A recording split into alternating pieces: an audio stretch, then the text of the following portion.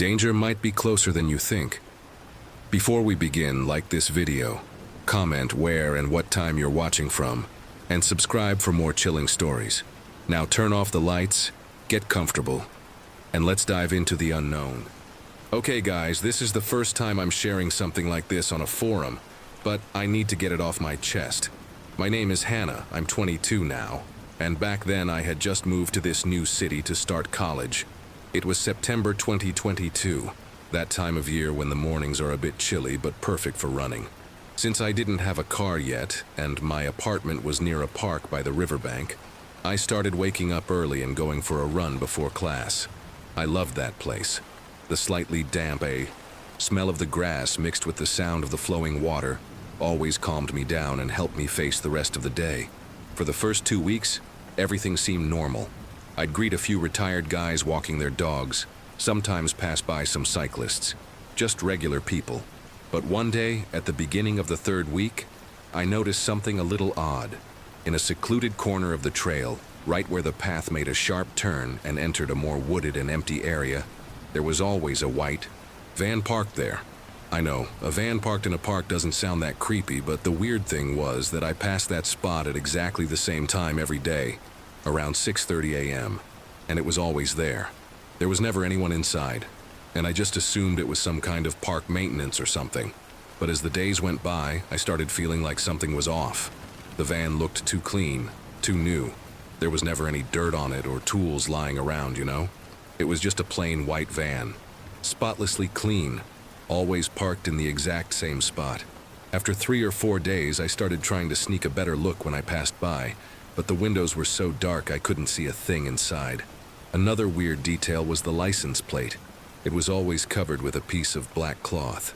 Each day I found myself running past that spot a little faster, not wanting to look too closely. My heart would always speed up a bit as I approached that isolated stretch. Then came Friday of that same week. I remember it was especially cold that morning. I even thought about skipping my run but decided to go anyway, since I'd been sticking to a good routine and didn't want to break the streak. On the way, I listened to music to distract myself from the icy wind on my face. Everything seemed normal until I rounded that curve. That's when my heart skipped a beat. The van wasn't there in its usual spot. For some reason, that made me even more nervous than seeing it parked there. Something inside me just felt off. I took a deep breath, tried to calm down, and kept running. That's when I heard a sound right behind me, something like an engine quietly turning on.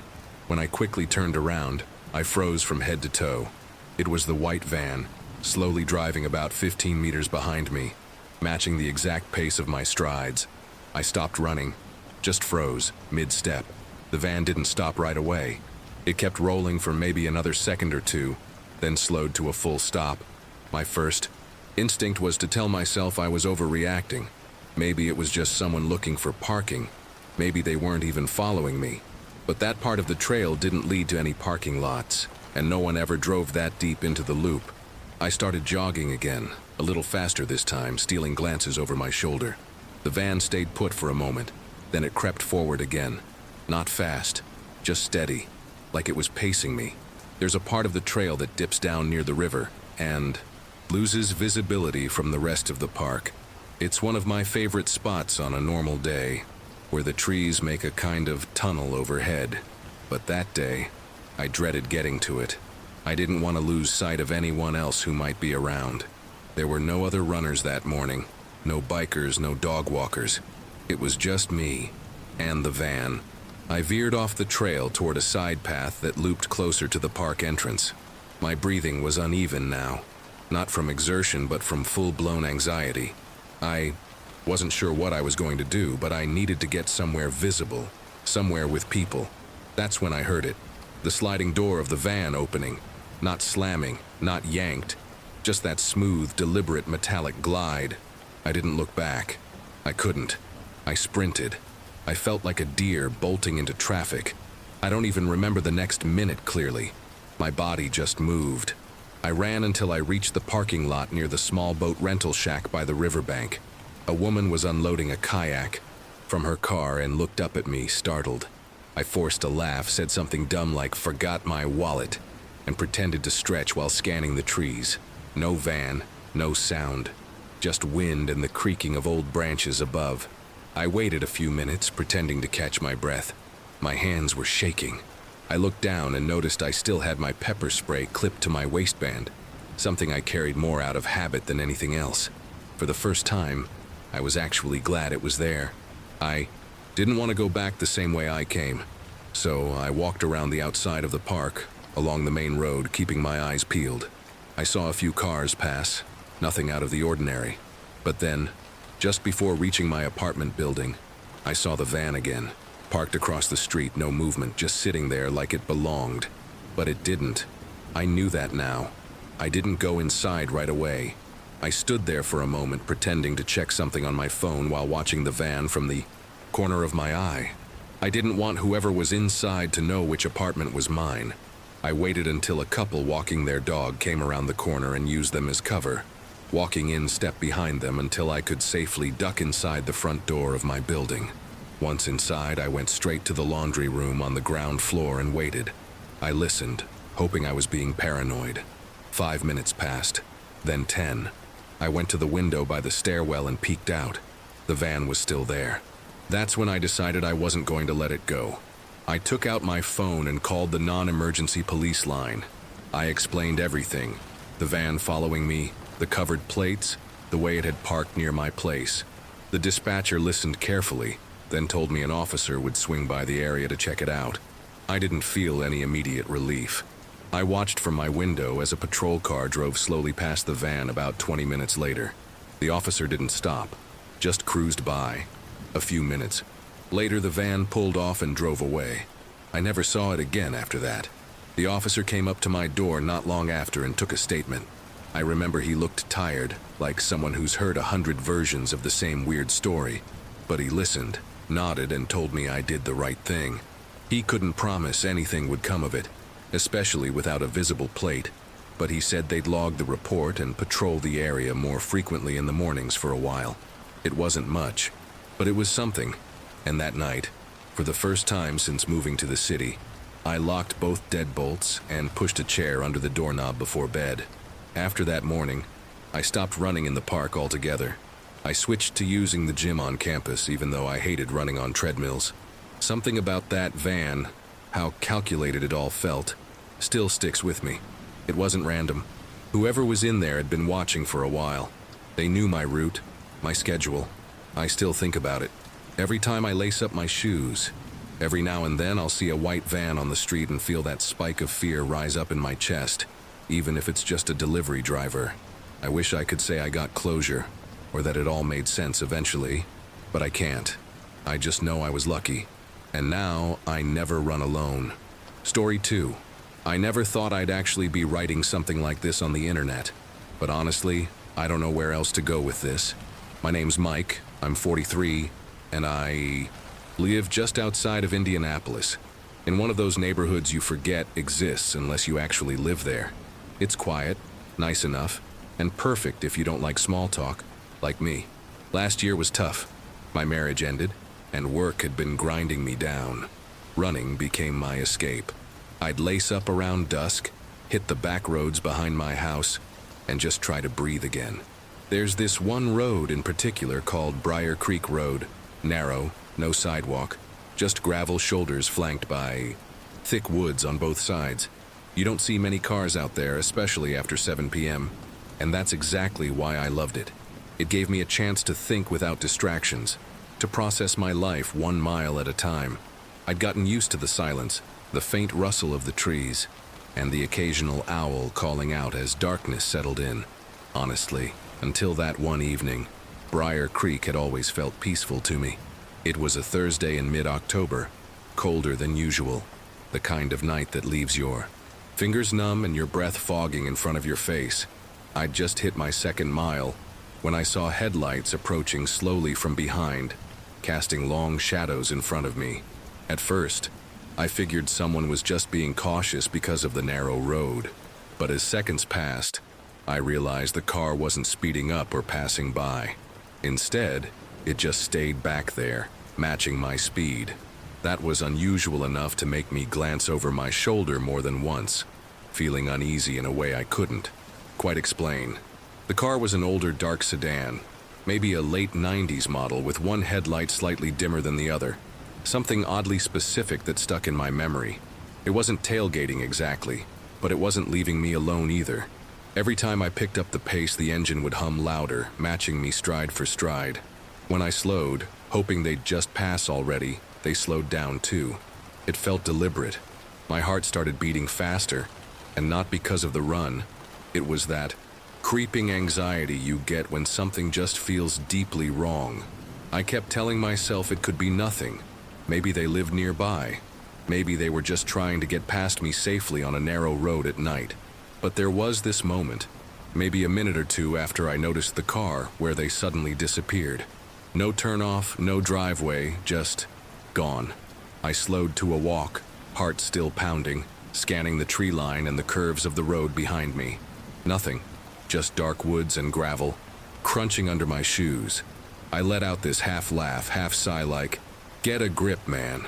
But that relief only lasted a few seconds. When I rounded the next bend, there it was. The same sedan. Engine off, parked halfway in the grass, right at the edge of the tree line. No lights, no movement. It was like it had been waiting for me. I stopped dead in my tracks. The windows were tinted, and I couldn't see inside. But I felt, genuinely felt, like someone was staring at me from behind the glass. My instincts were on fire. I stepped off the road, pretending to stretch, hoping to buy a second or two to think. The road behind me was empty now, and in front of me, this car was just sitting there in total silence. I pulled my phone out of my waistband and tried to act casual, like I was checking something.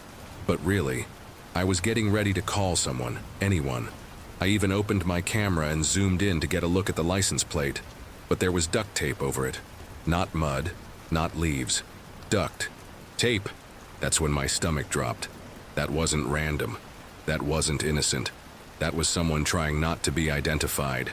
I backed up slowly, trying not to make any sudden moves. That's when the driver's side door cracked open. Not swung, just cracked. And I swear I saw a hand, pale and thin, gripping the edge. That was it. I ran. I ran like I hadn't since high school track. Full sprint, lungs burning, feet slipping slightly on gravel as I cut back toward the turn I came from. I didn't look back. I couldn't. I just knew I had to get to the streetlights, to houses, to people. I made it to the main road, nearly tripped on the curb, and kept running until I reached the Walgreens parking lot about half a mile away. There were people there, cars, noise, light. I bent over, hands on my knees, trying to catch my breath without puking. I didn't know if the car had followed me, but I wasn't about to turn around and find out.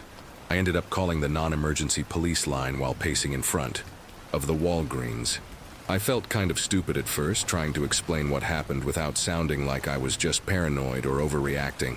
But the woman on the line took me seriously, which helped calm me down a bit. She said they'd send a patrol car to check the area. I waited there for about 20 minutes, and eventually a cruiser rolled through the lot. I waved them down, and one of the officers stepped out and asked me to walk him through everything. I gave as many details as I could. The taped plate, the make of the car, even the weird headlight.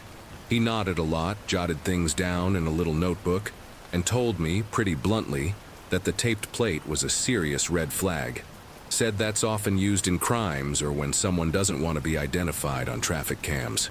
That kind of hit me harder than I expected. I hadn't really thought of it like that, but hearing it out loud made everything feel more real.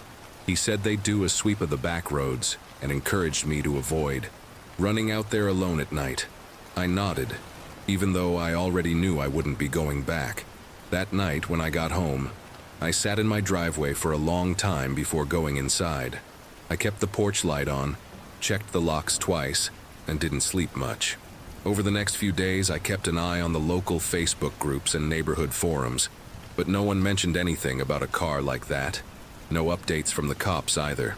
It was like the whole thing vanished with me off that road. And maybe it did. Maybe whoever was in that car realized I wasn't the easy target they hoped for. I'll never know. What I do know is that I never ran that route again. I started going to the high school track in the mornings, when there were always a few early risers out walking their dogs or doing laps. It wasn't the same. No woods, no winding curves, but it felt safer, and that became more important than peace and quiet. To this day, I still don't know what that person wanted, or what could have happened if I hadn't trusted my gut. I just keep thinking about that taped license plate, and how easily this story could have ended differently. Story 3. I was 28 when this happened, living in a mid-sized apartment complex just outside of Tucson. I worked remote during the week and usually went for runs at the end of the day, right around sunset. Nothing crazy, just 3 or 4 miles to clear my head after staring at screens all day.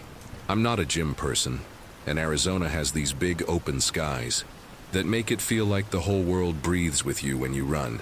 At the time, I was living alone, single, pretty introverted. My days were quiet, and honestly, I liked it that way. The trail I usually took looped around the edge of the neighborhood, but about halfway through it passed by a construction site. They were putting up a row of new townhomes, big, modern-looking things with exposed wood frames and scaffolding. It wasn't officially closed off, just marked with those flimsy orange mesh fences and a few weathered signs that said, "Do not enter." It wasn't unusual to see people cut through, especially runners or dog walkers trying to save time. One evening, on a whim, I took the shortcut through the site, shaved 10 minutes off my loop. No one said anything. No one ever does. After that, I started using the shortcut regularly, always around 6:30 p.m., right when the sun was dipping and the site looked golden in the light. Everything was empty. No workers, no tools lying around, just the skeletons of houses. The wood smelled fresh and the concrete still had tire tracks from the mixer trucks. It gave off this eerie calm, like something paused mid-thought. I'd run straight through the dirt path, past the beams and broken pallets, and reconnect to the main trail on the other side. It became part of my routine, until that Tuesday. It had been a hot day, but by the time I hit the trail, the wind had picked up and brought that dry, electric scent of a storm that never quite arrives. I remember because I paused near the first framed unit, just looking up at the sky for a second. Grayish-purple clouds, sun bleeding through the edge. It was quiet, like unusually quiet. I started jogging again, moving through the narrow path between the houses in progress. I had just passed one of the unfinished structures when I heard it. My name, not yelled, not whispered, just spoken, calmly, like a friend trying to get my attention from across the room. At first, I thought I imagined it. There was no one around, no movement, no echo. But then I heard it again, my name, said in the exact same voice, same tone, like someone had recorded it and was playing it back.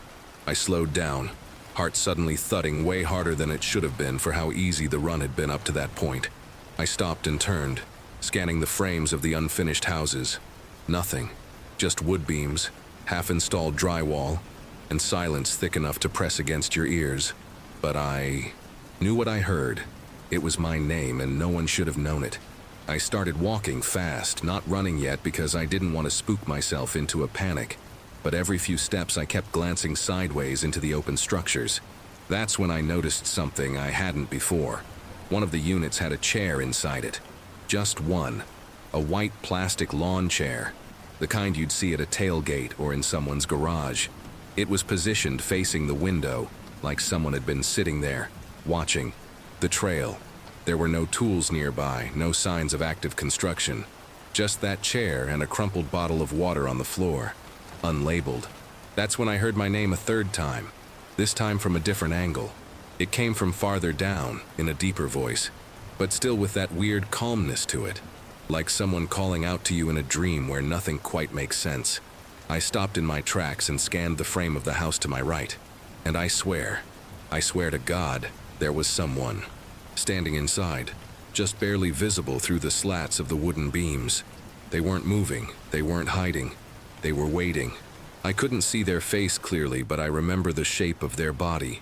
Tall, thin, like their clothes were just barely hanging onto their frame, hands at their sides, completely still. That was enough. I bolted. No more pretending I was fine or trying to be subtle. I cut through the loose fencing at the edge of the site and ran straight back to the apartment complex without stopping once. My legs burned and I could taste blood in my mouth from breathing too hard, but I didn't care. When I got to my building, I locked the door, pulled all the blinds, and sat on the floor for a long time with my back against the wall.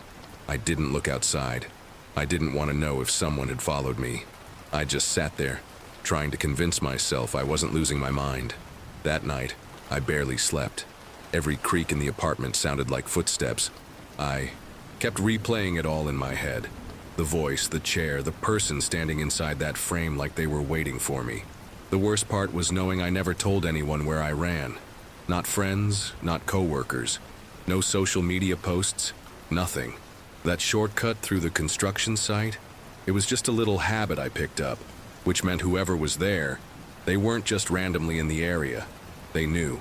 Somehow they knew my routine.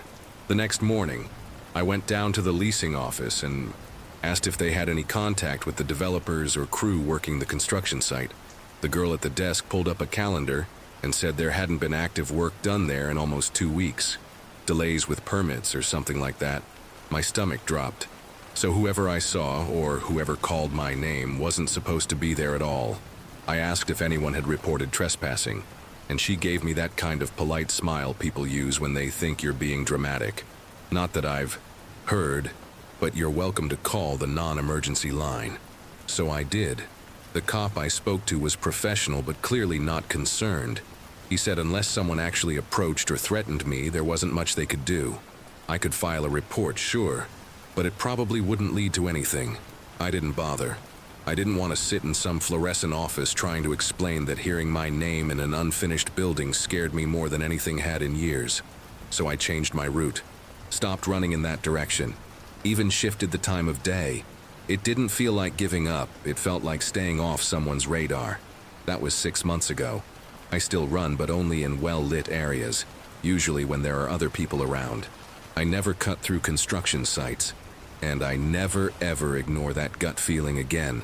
Sometimes I wonder what would have happened if I'd stopped and looked longer, if I'd said something back.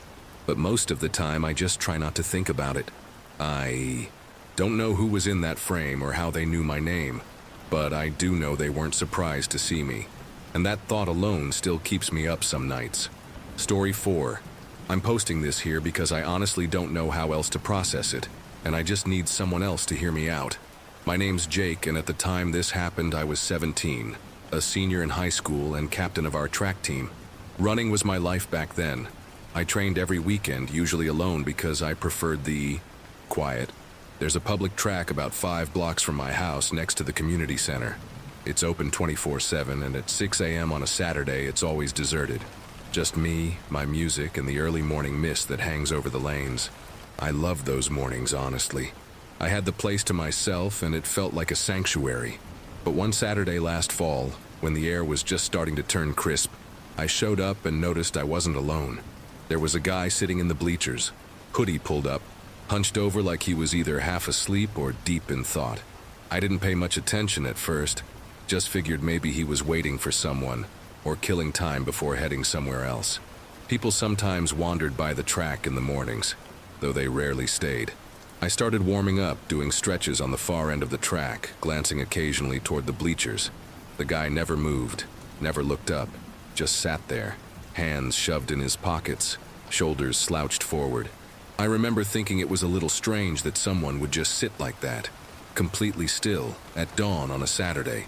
But I brushed it off and started running laps, keeping my headphones low just in case he tried to get my attention or something. He didn't. The entire hour I was there, he barely shifted at all. The next weekend, I was there again at the same time, and so was he. Same spot, same hoodie, same position. That's when it started to bother me. Something about his stillness felt unnatural, like he was purposely avoiding moving or looking around. I kept my distance but found myself glancing over constantly, almost obsessively. I didn't feel threatened exactly, just uneasy. The weird part was, he never once looked directly at me, but even without eye contact I felt like he was intensely aware of me, almost studying me from beneath the shadow of his hood. The third weekend is when things really shifted. I showed up a little earlier than usual, closer to 5:40, and he was already there. Same hoodie, same posture. But this time he wasn't sitting. He was standing at the edge of the track near lane 1. I stopped at the gate for a second, unsure whether I should still go in. It felt wrong. The way he stood there, it wasn't casual. It was like he was waiting for something specific, or someone. I thought about turning around and heading home, but I told myself I was being paranoid. Maybe he was just another runner. Maybe he was stretching or doing drills. So I went. I did my warm-up like usual, but I kept my headphones off. Every sound made me flinch. The wind against the metal bleachers, the soft scuff of my shoes on the track. He didn't move, just stood there, facing the inside of the oval, like he knew exactly where I'd be starting. I made a wide arc around him and started jogging the outer lanes. Each time I passed him, I tried to catch a glimpse of his face, but the hood was pulled low, and the light was just dim enough that I couldn't make out much, except for one thing, his hands. They were clenched into fists pressed tight against his thighs. After my third lap, I finally worked up the nerve to cut across the grass and approach him. I figured I'd ask if he was using the track or waiting for someone.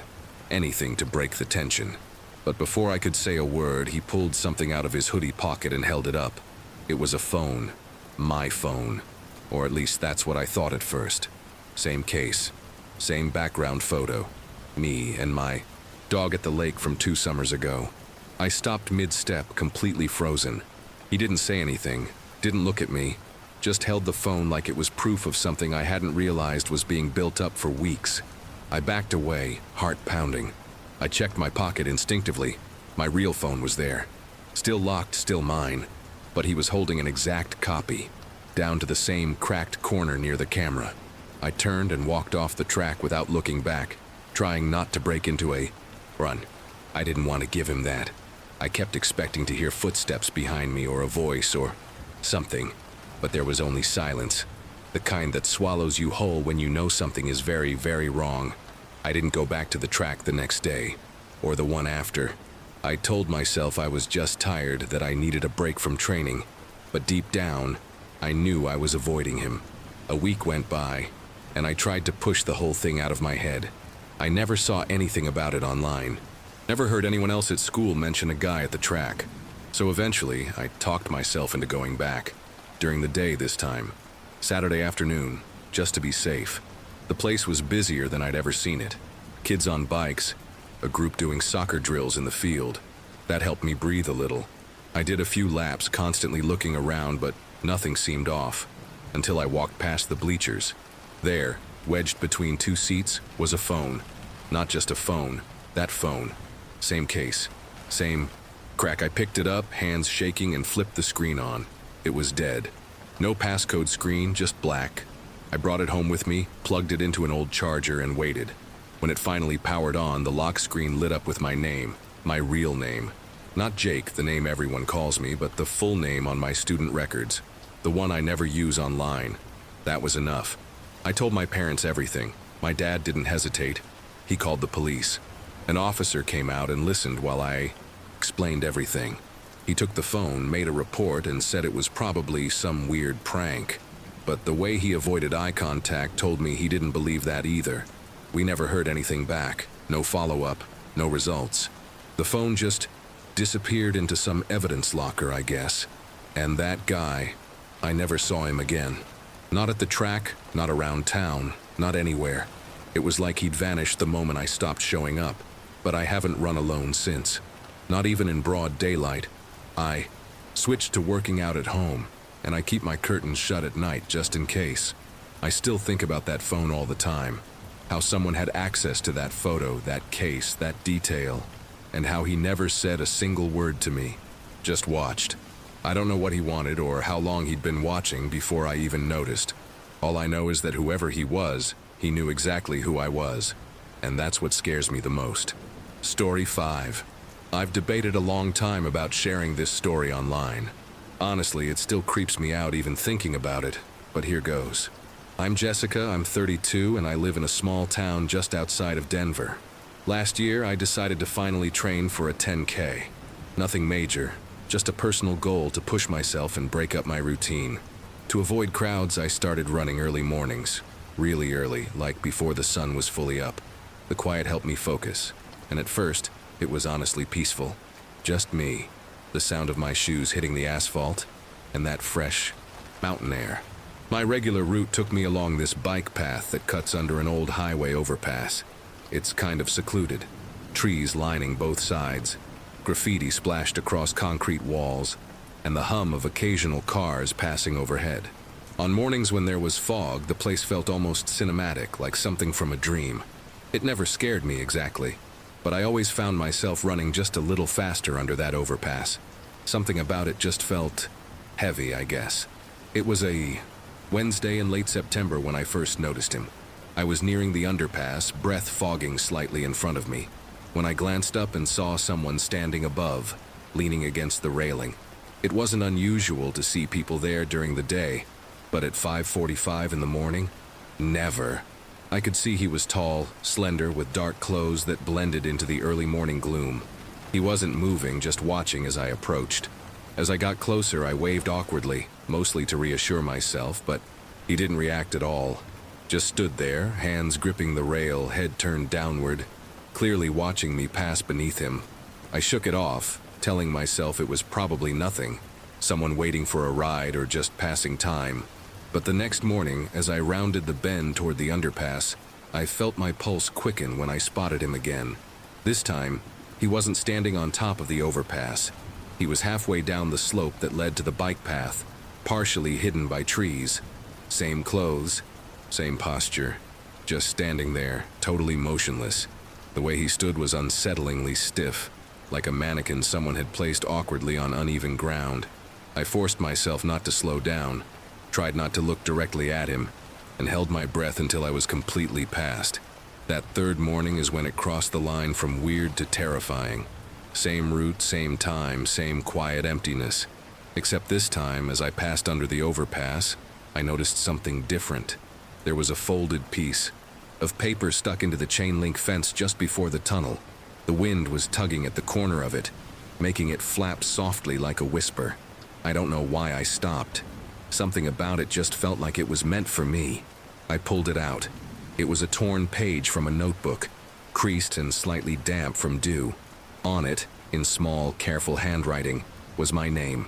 Not just Jessica, my full name, Jessica Lynn Farrow. No message, no threat, just that. I stood there holding the paper, frozen, the thump of my heartbeat drowning out everything else. I looked around, half expecting someone to jump out from the trees, but there was no one. The road above was quiet. The woods beside me were still. I shoved the paper into my jacket pocket and took off running, faster than I ever had before. Every instinct screaming that I wasn't imagining this, that someone was tracking me, learning my schedule, and now making it known. I didn't run the next morning, or the one after. I kept telling myself I was being paranoid, that maybe it was a coincidence, but that didn't explain the name, or the fact that I never posted my running routes online. I checked every app I use. Nothing was public, no geotags, nothing to give away where I ran or when. Still, I couldn't shake the feeling of being watched. Every time I walked to my car, every creak of my apartment floor at night made my skin crawl. I didn't sleep well. I started keeping a light on in the hallway. After 4 days, I tried to go back to normal. I changed my route, started running in the opposite direction through more open neighborhoods. But one morning, a week after I found that note, I passed by a bus stop bench just a block from my apartment. Taped to the side of it, flapping in the breeze, was another folded piece of paper. Same notebook paper, same small handwriting. This one didn't have my name. It just said, "You can change the route. I'll catch up." I didn't even finish the run. I turned around mid-stride and walked home, trying to stay calm but feeling my legs shaking under me. As soon as I got inside, I locked every door and window and sat on the floor of my kitchen, just breathing. I knew then it wasn't just someone messing around. This person, whoever they were, was putting effort into this, watching me, following me, leaving messages, and now they were letting me know they were close to where I lived. That changed everything. I called the police that same morning. I told them everything, about the guy on the overpass, the notes, the exact wording on the second one. The officer who came to take the report was polite, professional, but I could tell by her face that she didn't know what to do with it. There was no direct threat, No physical contact, nothing illegal, just creepy as hell. She said they'd increase patrols in the area and told me to stay alert. She even suggested getting pepper spray. It was helpful advice, I guess, but it didn't make me feel any safer. That week, I moved in with a friend temporarily while I looked into other places to live. I couldn't sleep alone after that. Every sound outside my window felt loaded. I kept thinking I'd wake up to find another note slipped under my door or taped to my car, but nothing happened. No more notes, no more sightings. It all just stopped. Completely. I kept checking the overpass for weeks after, half expecting to see that figure up there again, but it was always empty, as if the person behind all of it had just vanished into thin air the moment I stopped being predictable. It's been almost a year now, and I've never gone back to that bike path. I still run, but only in groups or in public parks with plenty of people around. I changed my number, got rid of all fitness tracking apps. The weirdest part is I still don't know what they wanted. Attention, control, just to scare me? I try not to obsess over the why. What matters is I trusted my gut, and I got out before things got worse. But even now, sometimes when I'm alone and I hear the wind move just right, I still think about that note. You can change the route, I'll catch up. And for a second, I wonder if they meant it.